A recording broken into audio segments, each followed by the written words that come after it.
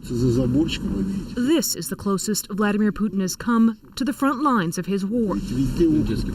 State television showing him driving the streets of Mariupol by night, then touring a newly rebuilt residential area. Mariupol was leveled by violence in the first months of Russia's invasion. In the siege, Russia was accused of bombing a maternity ward and a theater housing Ukrainian civilians, including women and children.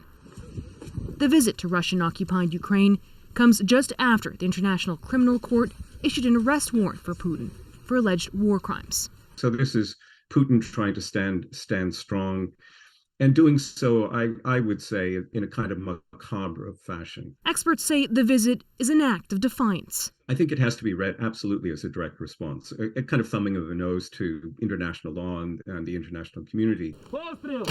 As Russian soldiers struggle to make ground in eastern Ukraine, Moscow is preparing for a crucial meeting. Chinese President Xi Jinping will make his first visit to Russia since before the war. The West is concerned about China's willingness to supply arms to Russia. I think if they do move toward a more lethal aid, provision of lethal aid, it would be a dramatic turning point for this conflict. Ukraine on the front lines is calling for more support from the West. It really helps on the battlefield because they have way more infantry than us. Many things depends on the Western support.